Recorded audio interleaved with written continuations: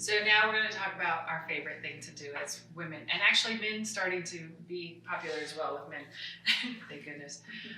So this is a band. You can get this almost anywhere. There's two different types of bands. Let me show you the difference. So there's this one that's like elastic and cloth. This one just is, I think, rubber. These ones are not as difficult to open, to use. So these are good for like arms and stuff like that. This one that's thicker like this and made out of this elastic is super strong, almost too strong sometimes. So this one we're going to use on our glutes because we want glutes to be, typically most people want bigger glutes. So we're going to go a little heavier so that the glute muscle doesn't flatten out and stay compact. So this, we want a nice tight one. So what we're going to do here is called a hip thrust. And the reason why I want to show this is because I see people doing it wrong almost every single day. So I'm going to show you the right way to do it according to the inventor of the exercise. We're actually going to add this band on at the same time just to make it a little bit more difficult. You can start out without a band if it's too difficult, or you can start out without a band if you don't have one. So the first thing you're going to do is go ahead and put that around your feet and bring it up to just above your knees. Okay?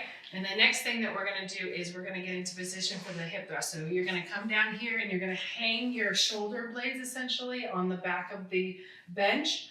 And then when you're in the top position, so this is the motion just like this. And when you're here, put your fingers just underneath your breast, and where your pinky hits is your sternum. And that's where you're moving, from the sternum down. So a lot of times what I see people do is this, or keeping their head back and just doing it like that. So you want to be able to see in front of you. So whatever wall is in front of you, you should be able to see. So keeping your head up. If that means putting more shoulder up onto the bench, do that. Remember, we're only moving from here down.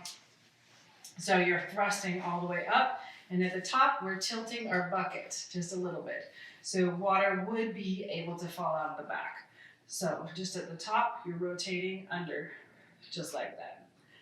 You want to have a 90-degree angle in your leg when you're at the top.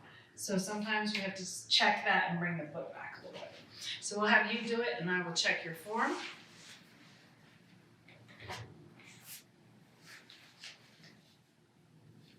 Good, and I'm going to stay sitting on this so it doesn't slide. So go ahead and push all the way up to the top, and I'm going to check the 90 degree.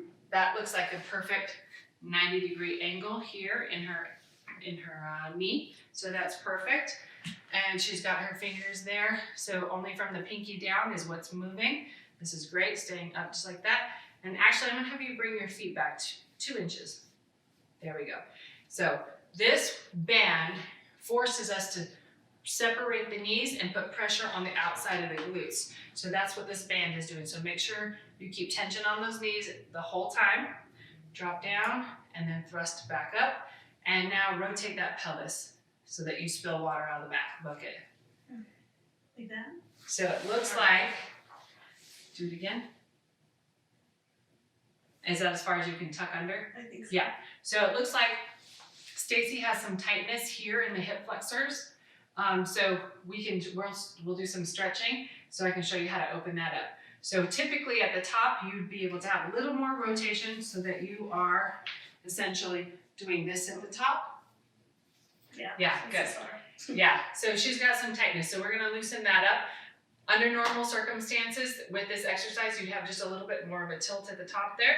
So good, coming all the way up, dropping down, pushing back up. So let's pick up this speed to about that quick. Good, squeezing all the way at the top. Perfect, make sure we're breathing, that corset breathing. Perfect, good, so keep going. So once this is easy, which it is for Stacy, she's already at a level where we could add weight onto this for her. We would be able to put a barbell over her lap with a pad on there, or whatever you can find. Sometimes I use kettlebells or whatever, if that's all I have.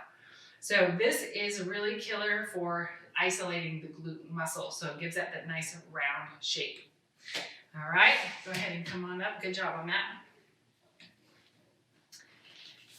All right, so the other thing I want to show for our glutes is you can have, so if you're not working out at a gym and you are working out at home, you can either use a disc like this, or they have these, they also sell them as furniture movers at Home Depot. Or you can use a paper towel or a paper plate or anything like that, something that's gonna create some slide. So go ahead and stand up for me. I'm gonna move these out of the way. And you can probably take that band off. So the things that there's different things that you can do with one of these discs. So you can either slide out and do a one-legged kind of side lunge, going back out to the side. You can go to the back. And what that does is really isolates the exercise into the glutes. So let me turn to the side. And when I go and slide back, I'm getting a full stretch in here and I'm pushing up through this glute muscle. You want to give it a shot? The way back. Yeah. So remember all the things, the tripod, the knees rotate out. It's going to be a little different since you're going to be only on one leg, but still make sure that glutes fires up on the standing leg. There you go. And push straight back up. Nice. Great. So you notice how Stacy's staying really nice and her back is staying upright instead of leaning forward. That's something you want to check in the mirror. So when you're doing this on your own, make sure your body's not leaning too far forward. I'm gonna do one more there. Perfect. Nice. Good. All right, that's it. That's glutes.